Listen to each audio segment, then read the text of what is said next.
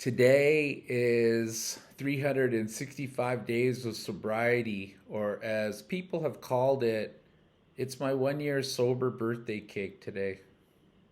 Bonjour, danse, sonkibinisi and na kas kinito them.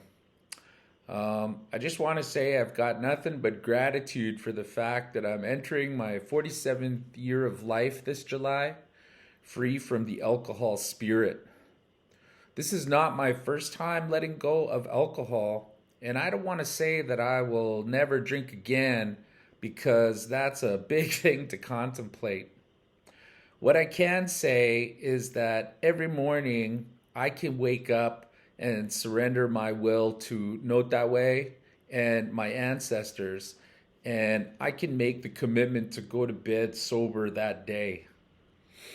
I've had a lot of motivation to live a sober life by being involved in Sundance and ceremonies, and especially given the legacy of all of my aunties and uncles, and even my dear old dad, Peter Sinclair Sr., dying from alcoholism or alcohol related violence or diseases related to alcoholism. One would think that I would have just been a sober person my whole life.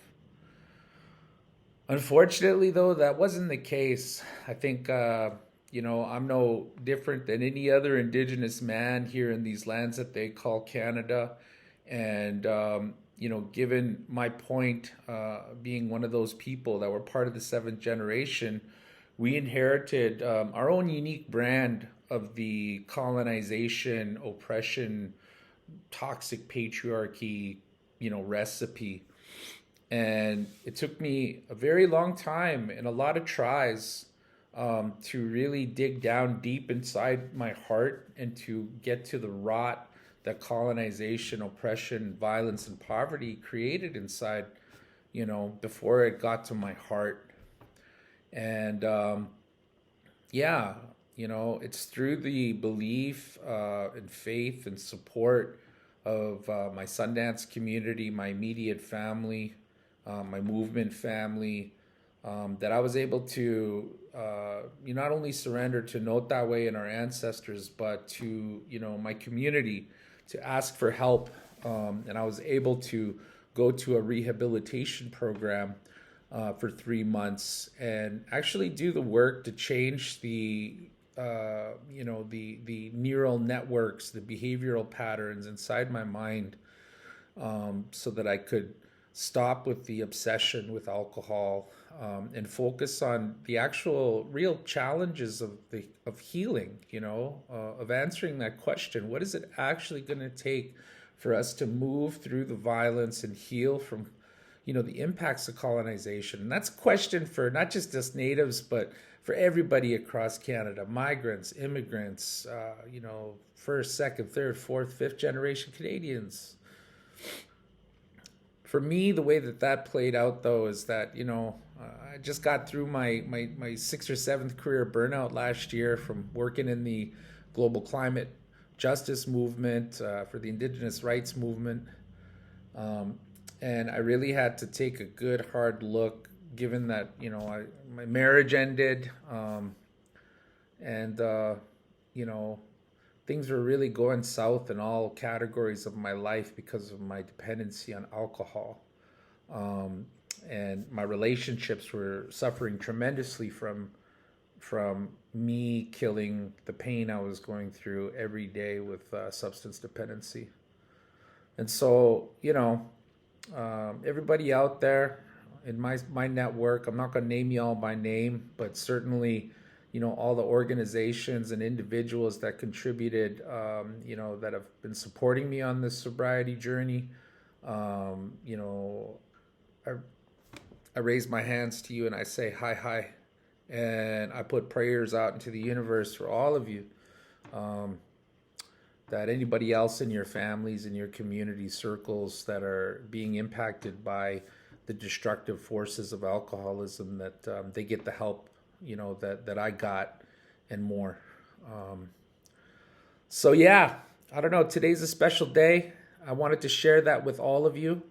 I've been able to take a big step back from the traditional work I've been involved in, and I'm now doing some work for my First Nation, Pagadawagan, uh, also known as Matthias Colom Cree Nation these days, and I'm really, really excited about that.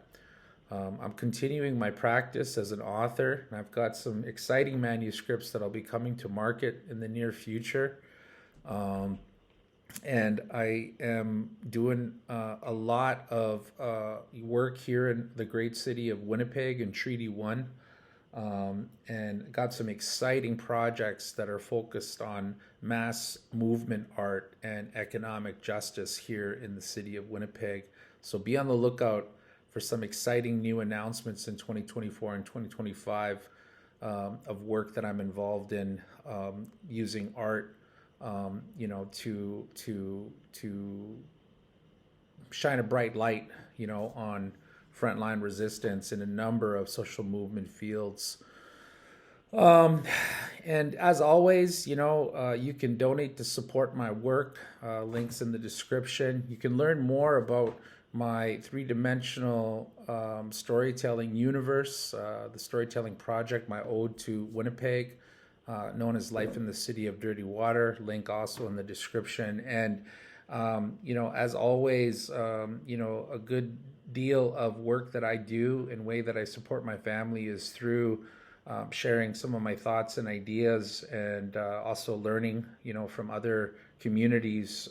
So for bookings, you can contact my agent, Rob Firing at Transatlantic, link in the description.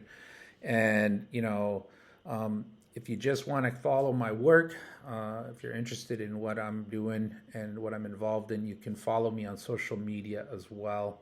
I'm on Twitter, Instagram, Facebook, and TikTok, and LinkedIn. But otherwise, if you see me out in the street, call me out. And for my brothers and sisters who are suffering, and using alcohol or drugs to kill the pain, there's a lot of really incredible programs out there, to help, develop the tools to heal, without, exacerbating the problem, with a dependency, an unsustainable dependency on alcohol and drugs. So, reach out to somebody in recovery, somebody like myself, and find out what kind of supports in the community are available for you, to, just make a change in your life and do something different. So, yeah, again, I raise my hands. I got nothing but gratitude for all those out there that have been looking out, and just know that I got your back, and I'll see you out in the streets and out on the lands.